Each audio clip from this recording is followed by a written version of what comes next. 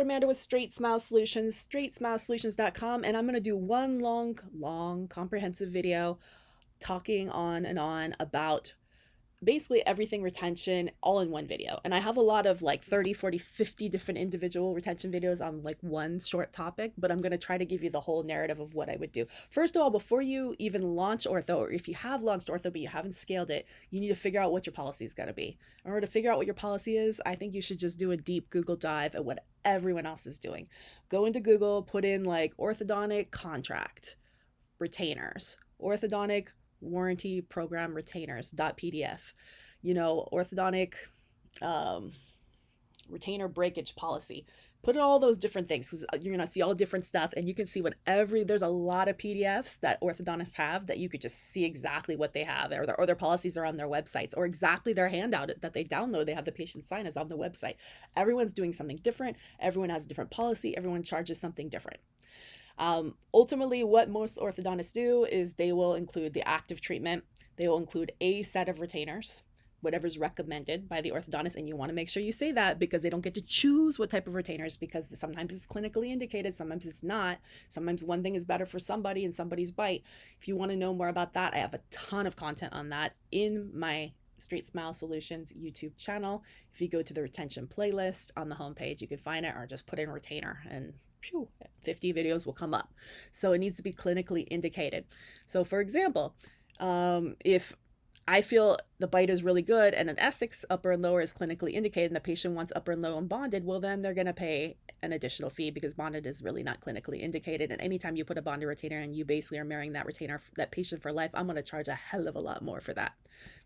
And then you need to have a bonded breakage policy. And if you put in bonded or permanent retainer breakage policy in Google, you're going to get all kind of paperworks that you can emulate, do whatever you want with it. Make sure you sign that. You have something like that, because those suckers will break. And when they break, bad things happens, relapse happens. You got to retreat.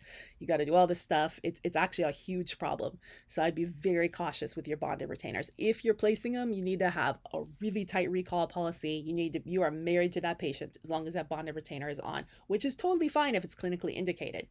But if they go and ghost you, you need to make sure that they have signed something, because if something breaks and something moves and you need retreatment, you don't want to be doing that for free. So just be careful with those bonded retainers. Essex retainers. I'm not going to go into all the different retainers because I actually have a retainer menu that is for sale in my document store. It might not be up there, but I do sell it. All you have to do is ask for it. It's $20 and it's free for anyone who has any of our one-time or full-time memberships with us, or if anyone attends one of our webinars, we'll give it to you for free. We always give 1 or 2, 3 free documents. So just contact us. Everything's highlighted in the retainer menu. It goes over the pros and cons and when each of these retainers is clinically indicated. So whatever's clinically indicated. Just remember, an Essex or clear retainer does not last a lifetime. It needs to be switched out on a regular basis. You need to have a plan to switch it out on a regular basis. If you fail to have a plan to switch it out on a regular basis, you might be in trouble. So that is where most people get themselves in trouble. The vast majority of orthodontists now are doing some type of subscription program, some type of warranty program where they're regularly switching out their retainers, which is even more fabulous in a GP office because you're seeing them every 6 months anyways. So it's a great way to bring additional aftercare revenue. So look up some of these retainer warranty programs, and I'm not going to name them because I don't want you to copy them, but they're going to come up when you start looking into retainer warranties. There's a few branded ones that are out there. You can do the same thing. There's nothing special that they're doing that you can't do yourself. If you have the admin potential to run it, and all you got to do is put patients on an auto bill and have a piece of paper. You just have to stay on top of it when they're due to have another one. There's some that are on demand. There's some that spit it out every 6 months and mail it to them. There's some that give it to them every time they're in the hygiene chair. But the main thing is you don't want to do a lifetime guarantee. That's a super stupid thing to do because you will never be able to sell your practice, because this is going to be a huge liability for you. I don't mind annual. I don't even mind a 5-year thing for retention. Maybe not retreatments for free. That's a mistake. But ultimately, tips and tricks, make sure that this is all in writing. Make sure the patients are signing a statement of satisfaction, that they're happy with their alignment and their bite, and they agree to discontinue treatment, and they agree to be getting retainers. Make sure you have your retainer wear policy, how long it should be worn for, and the guidelines in writing, and that they sign it and the parents sign it if they're under 18. Make sure it says clearly that if they do not show up for their retainer visits, on a regular basis as directed, that this policy will be null and void, and that any warranty is null and void. In our office, again, it's a gray area in terms of when things are retreated or when things are retreated on the sliding scale. So your language needs to be a little bit careful the way you say it. But ultimately, we make sure we take a set of photos when the treatment is done with the retainers on. Super important, takes 2 seconds, because I can't tell you top 5 things that go wrong. Patient says, my retainers never fit. Well, if I have photos showing it fit, and even a document saying that they agreed to take them off, that the retainers fit, and that they signed it, that, okay, well, you said they fit. I have photos saying they fit. So yeah, no. And then, you have to make sure you schedule that retainer visit in 30 days. And if they no show it, you actually have to call and try to get them in, and call again and try to get them in, and call again and try to get them in, and send them an email and send them a text. And then if they still don't show up, you send them the certified letter saying, hey, you were due for a retainer visit. If you don't come in, then any warranty issue on your retainers is null and void. So that gets them in. And same thing, the entire first year, every 3 months, you need to repeat that process. If they don't show up for the retainer visit, it's not okay. You have to document, try your best to get them in. If they don't show now, okay, if they come into the retainer visits, and if they don't bring the retainers, retainer visit is rescheduled. Got to bring your retainers. They should be, obviously we might be on nights at some point, but they still got to bring them to the retainer visit. If they put them in and they don't fit, well, guess what? They fit before. So that means you didn't wear them. You could have them try to wear them full time for a few months, come back again. If they lost the retainers, well, if you lose them, it should be in the warranty that they lose them, that there's no free retreats, they could either have a new set of retainers made, reflecting the current position. If you stored their retainer STL in the cloud, and that's if you chose to do it, a lot of offices only do that if they join the aftercare or the warranty program, then in that case, you can make a new retainer off that old model. They can try to shove it in, see if it fits. No guarantee things are going to move back. If they decide to have retreatment, it really comes down to what type of product you use, if there's still, revisions, refinements left on it. Obviously, we're pretty transparent in our office. If we try to use a Invisalign 5-year plan on everything. So if someone comes back in 3 years and 5 months and they forgot the retainer, or they didn't wear the retainer, they lost the retainer, and there's some relapse, we're going to do it on a sliding scale, because we're going to be nice, and we're going to say, hey, look, we're actually not going to have a lab fee on this, which is great. So it's only going to be the doctor's time, which is going to be half the price, and that's actually really, really nice 3 years later. And they can't really expect less than that. If let's say it's been more than 5 years and they need a retreat, we're going to give them 2 options. Either it's going to be pretty much, depending on the complexity of it. Hopefully it's not all back to square one. So if it looks like it's a pretty easy case, we're going to run it through Invisalign or ClearCorrect. We're going to work it up to ideal. We're going to double it. And if it's less than 20 aligners, we're going to give them an option. Once we've slowed it down and everything and made it predictable, to use a white label aligner company. They use a white label or an off-brand aligner company, it's going to be about $1,000, $1,500 cheaper, but it's going to come unbranded. It's not going to come with revisions and refinements. All of revisions and refinements are going to be an additional cost. So they have to stay really on track. But hopefully if they've done this before, they know what on track means. But it's going to be significantly cheaper than the full price. It's an option. We might only give that to somebody if they were a retreat. We might not give it to a new patient because we already know them. We know they show up. We know that they wear their stuff. A million different ways you can do this.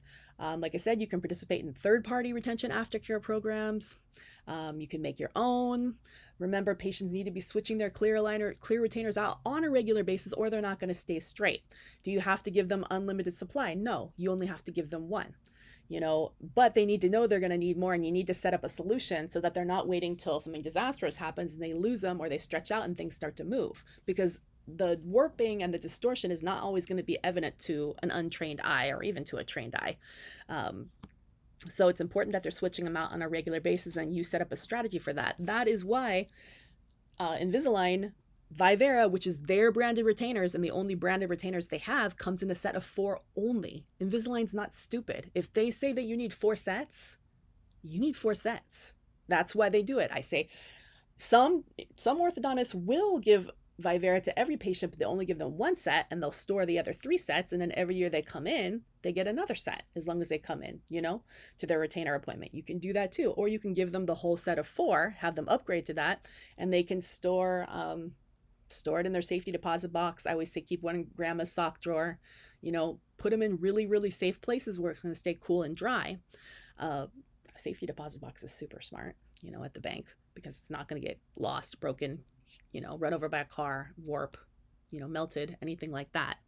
But you can also, you can put their STL on a flash drive and give it to them. There's so many different ways you can do it. If you don't want to pay for model storage, put their STL on a flash drive and give it to them. If you lose your retainer, here's your STL model. You can do that too. I can think of a million creative ways you can do this. There are companies like Ortho Select where they will literally have a vault where you can store STLs, cloud storage, indefinitely. You're going to pay a small fee every year. I would not do this for free for a patient. This would be something in an aftercare program where we're going to store your image as long as you're paying, the annual fee, which could be really low. If you're part of our aftercare program, it's going to go on auto bill. You can't join it afterwards. It's like any warranty program. You join it right at debond.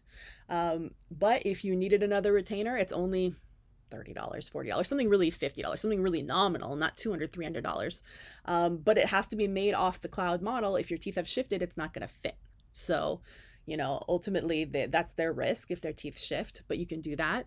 And it's just on demand, but you're just going to get a nice little passive, $50, $100 a year coming in on auto bill, and you may not have to do anything for it. It's an incredible revenue program that you can easily build and just cloud storage the retainer. And then they call you and they say if they want to regularly have it spit out every 6 months and mailed to them, we can set that up. That's not a problem, or they can have 10 sets spit out at debond, for $30 each. Sure, we can do that. Store it yourself. So customize that. That's a conversation you want to have with the patient. You want to make sure that they're comfortable. There are definitely parents and patients out there who would love to have multiple sets at debond at a really low price. But I would do it off that one scan, and then it's on them to store it. But if they want you to cloud store it, then they're going to pay you for the storage fee, and then they're going to call you if they need it, which is going to be a little bit more. So again, I'm probably blowing your mind with all these millions of ideas, but take a Google deep dive and see what everyone else is doing. Ask around. You can have your staff or family members call all the different orthodontists in your area and find out what their retainer policy is. What is your, just act as a prospective patient. Hey, I'm interested in treatment for myself or for my kid. I just want to know, what's your policy on retainers? What's included, what's not? If they can't give you a firm policy over the phone, that's a red flag. Bye-bye. Everyone in your office should be able to spit out the retainer warranty policy without having to look it up. If they don't know what it is, then there's no policy. So, all right, that's pretty much it. So hopefully that helps you. That'll keep you from having a lot of complaints, a lot of free retreatments. Now, occasionally I'm going to say there are definitely one-offs where I've done everything right. Patient has signed their statement of satisfaction, has signed their retainer agreement, the retainer warranty policy. We have a policy in place. They came in for their appointments and just something weird happens. There are weird one-off, or, I've screwed up in some way, or someone in my staff has screwed up and has forgotten to take those pictures and forgotten to get something signed. Well, in that case, I'm going to retreat for free, because guess what? That's really bad if they complain to the dental board and you didn't do something right. You're going to get screwed. So in that case, I'm going to bite and I'm going to retreat them for free, or as low as I possibly can without them complaining. But that is why you have to do everything right. If you do everything right and you dot your I's and cross your T's and they do something wrong, well, guess what? You do not have to retreat for free or even at a discount, depending on what they signed. But, do keep in mind, I also keep in mind, like, if there's a patient that's a good patient in my practice, has referred a lot of people, well, then I'm definitely going to retreat significantly cheaper, or try to be as nice as possible than somebody that's been a pain in the butt. So, you have to really look at the value of that patient in a lifetime, because if they feel like they're getting screwed, after giving you all this love, then they're not going to refer you more people. So, keep that in mind too. And it also can be, it can be a contest, it can be a reward, it can be a prize, having 1 year free aftercare, 1 year free retainers, additional free retainers. There's all different things you can do to give it to a patient so that they feel really satisfied, like they earned it. All right, thanks so much.